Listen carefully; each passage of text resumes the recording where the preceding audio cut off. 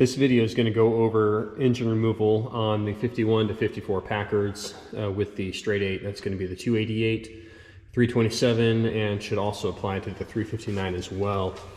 The service manual specifies taking the transmission out separately from the engine. There's not enough room without modifications in order to get the engine and the transmission out together. However, that's what we're going to do because the transmission also needs to come out. And taking it out separately is doable, but it's just a little bit more work. So we'll go through how to make this happen.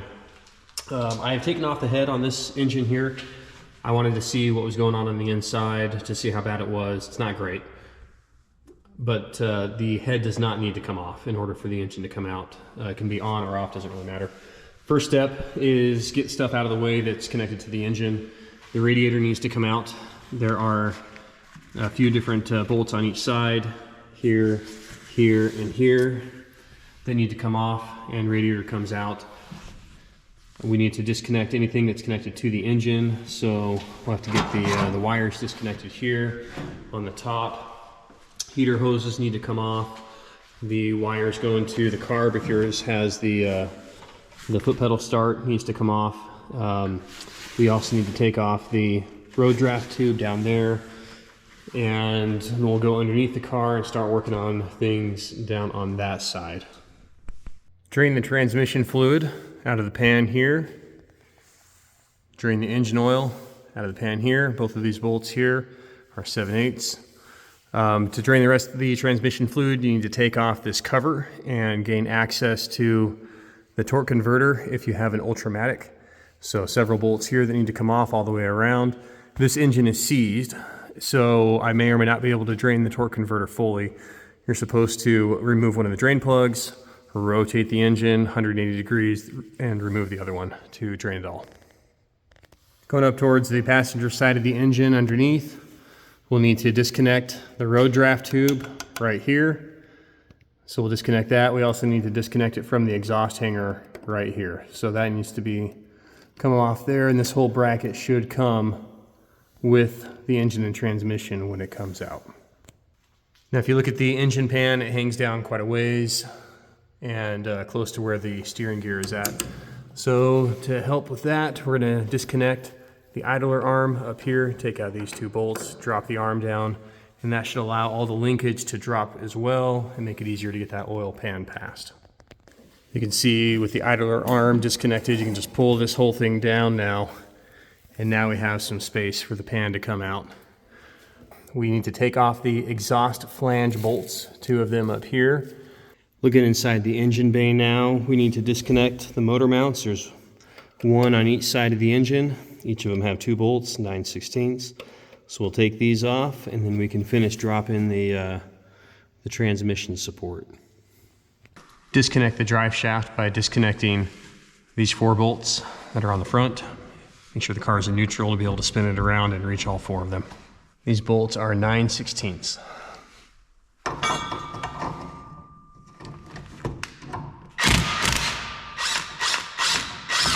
We need to disconnect the linkage here, and I might disconnect it up there at the front as well, just to give myself a little bit more room to work with.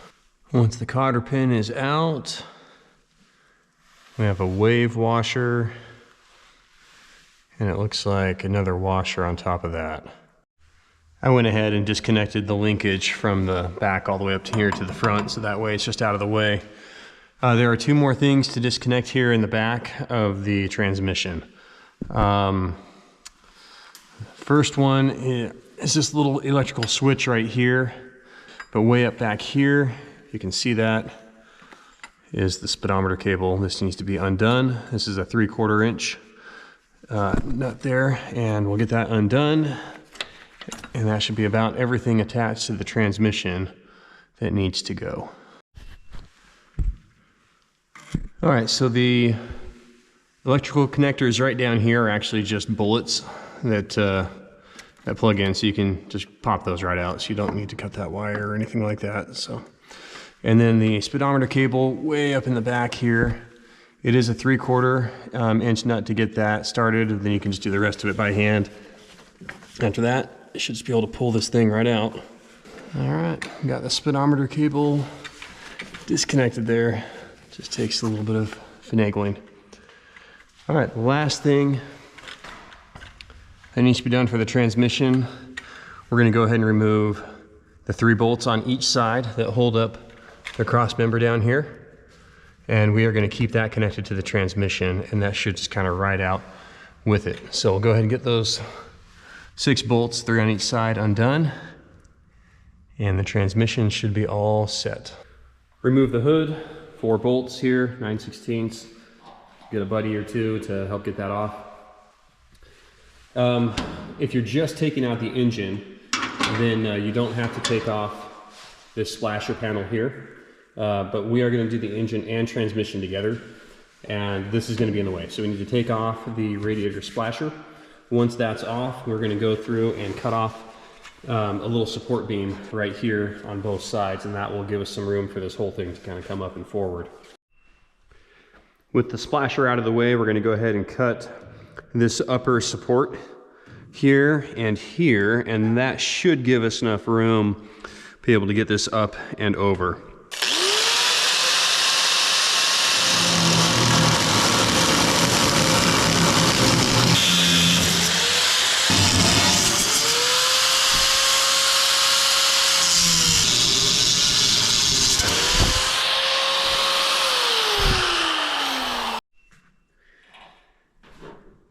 We'll need to also make sure that we have everything disconnected from the engine.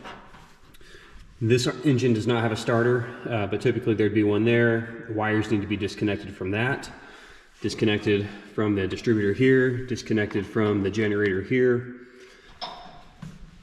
Radiator needs to be out. Heater hoses disconnected down here by the fuel pump. You'll need to disconnect the flexible line, which is already gone on that.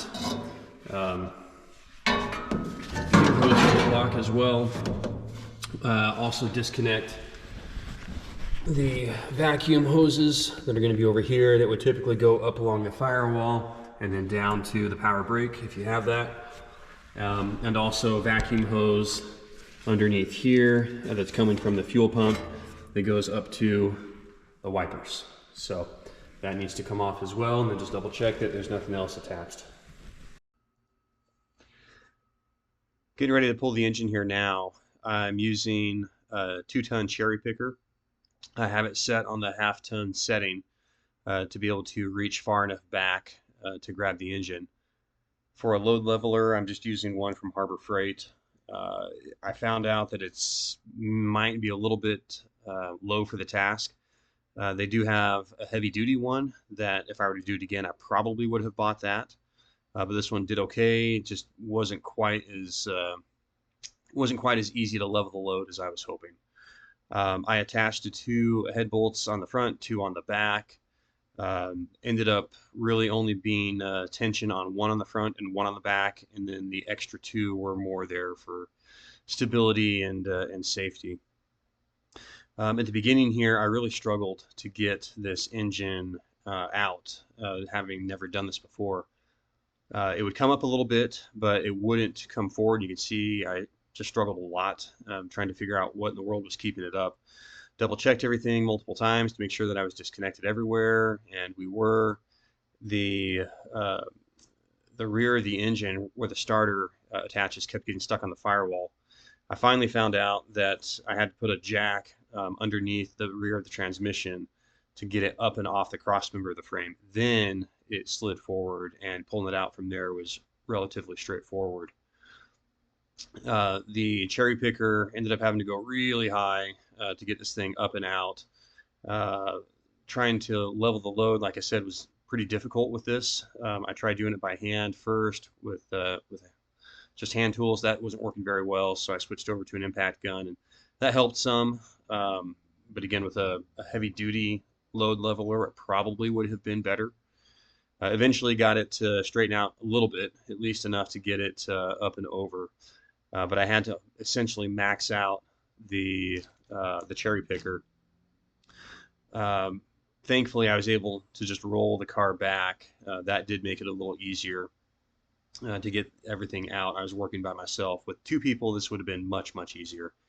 but had to go just a little bit at a time. Getting the rear of the whole assembly up and over the grill was a bit of a chore. I really couldn't go up any higher on the cherry picker, maybe just a little bit, but it was already feeling a little sketchy, so I didn't want to push it too far. But eventually got it up and out, and that was about it.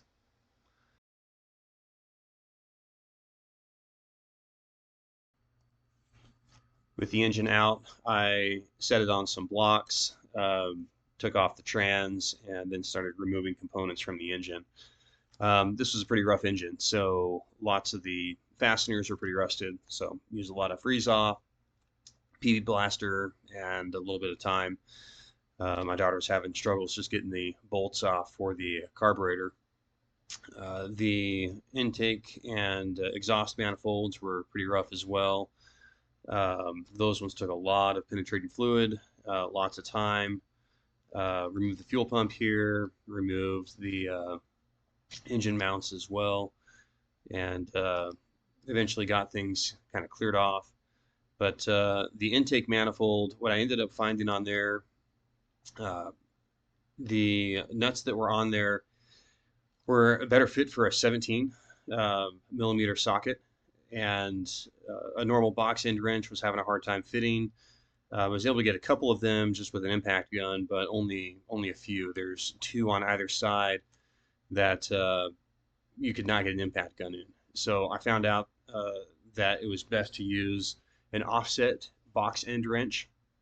And once I got those things in there, let the fastener soak for several days, I was able to get those off with lots of work. I had to use hammers to break them loose, and then go a little bit at a time in order to get them all the way off.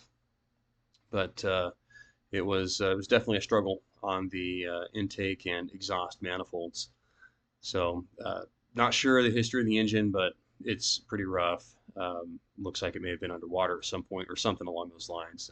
It's just completely full of junk. But messed around with the intake for a bit. Eventually just went on to other things. Transmission cooler now. Hoses were completely petrified, so it's just easier to cut them rather than trying to get them off the normal way. Those will all be replaced if I end up saving the engine. Fan bolts were pretty easy, but it was seized onto the pulley, so I had to hammer that off. Once that was off, that was pretty straightforward there. Bag and tag all the parts, so that way if we do reassemble, I know where everything goes. Moving over to the other side now, removing the generator. Hopefully I can save this. I'm going to take it apart, see if maybe it's rebuildable. Again, not sure of the history of the engine or how bad it's going to look on the inside of that.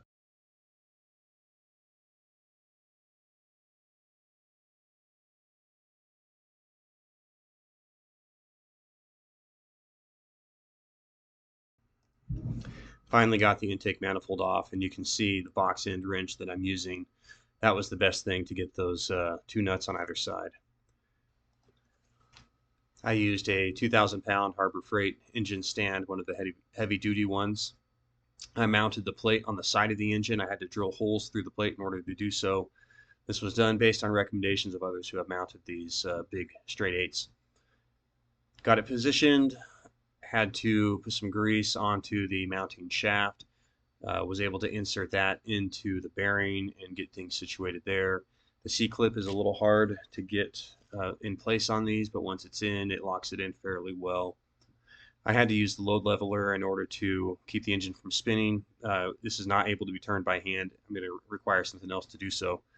But I was able to successfully mount the engine, and now I can start taking everything else apart and see what the inside looks like.